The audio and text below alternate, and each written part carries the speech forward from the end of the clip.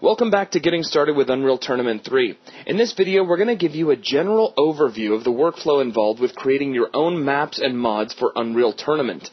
Now, this chart that you see here kind of outlines this workflow, and we're going to go over this chart piece by piece and fill you in on exactly what it means and the various things you can expect as you create your own levels and mods.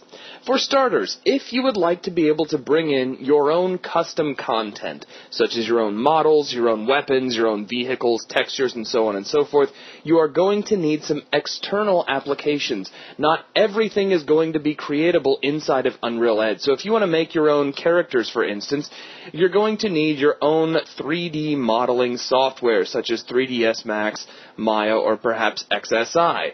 Now, if you would like to create the kind of models that you generally see inside of Unreal Engine 3 games like Gears of War or Unreal Tournament 3, you're probably going to need some sort of high detailing application such as ZBrush or Mudbox, and that's going to be working along with your 3D modeler to get that final look so that you can get a model and a normal map that you can then bring into Unreal Ed.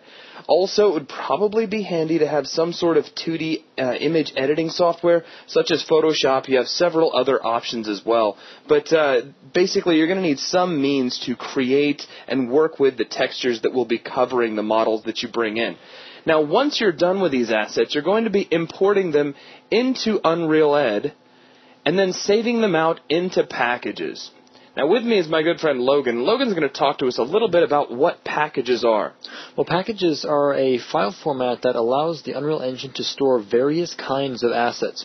A package is a general format in which you can store many different kinds of assets. You can see from the diagram we can put things like particles, sounds, meshes, and materials all into packages. They make very convenient containers to hold all of your assets for use inside a level. That's right. We're going to import things like models that we've created from 3ds Max or Maya and store them in a package as some sort of a mesh, be it a skeletal mesh or a static mesh, which we use generally for decoration and doesn't move. Any sort of textures that we create are going to be imported into packages as well, and then probably saved out into some sort of a material so that it can then be applied to a character, to a piece of BSP, to a weapon, to a vehicle, to all sorts of things. And everything that we create, all of the assets that we generate, be they pre-produced, maybe something that came with Unreal or something that we create, is in the end going to be stored in some sort of a package. And then we're going to bring actors into our scene that read from those packages and allow us to see these various assets in our level. Okay, now on the other side of this, we have actors and Unreal scripts, and these are things that are already included with Unreal Ed. They are parts of the editor and not really things that we create as much as things that we will bring in and edit on our own. In general, Logan, what is an actor? Well, if you want to look at it from a behind-the-scenes standpoint, actors are the things that allow scripting to take place and allow code to take place inside of the game. It's kind of the coded bridge between raw assets and live items that exist inside the game. That's right. There's such things as you can see here on the diagram, we have lights, we have pickups such as weapons and ammunition and armor and vehicles, triggers which will cause scripted sequences to happen, things as simple as opening doors or maybe as complex as, enemies dropping in from the sky and alarm bells going off. Brushes, and these are the things that will actually define the shape of your level. Very important in the creation of your level, as you'll see in the following videos. Volumes, which allow you to control what's going on in certain areas of your level. Some volumes do such simple things as maybe blocking the character from entering. Others are a little bit more complex and will actually apply various forms of physics onto players as they enter them, giving you the feeling that you're swimming through water as opposed to just running around.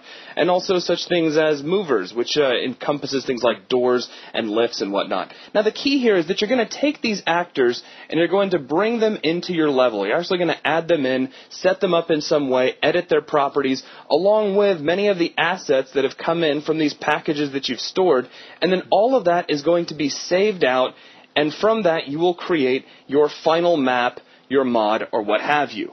So there's a lot of work that goes into this, and this is really only a generalization over all of the work that goes into creating a level. I mean, you're going to find that it'll start with carving out your BSP space, populating everything with static meshes, adding your lighting, dealing with texturing, bringing in your scripted sequences to control when and how things are going to happen. The list really does go on. And I'm happy to say that over the next many hours of video, you're going to be exposed to a great many of the things that you'll need to know in order to successfully create your own high-end maps and mods.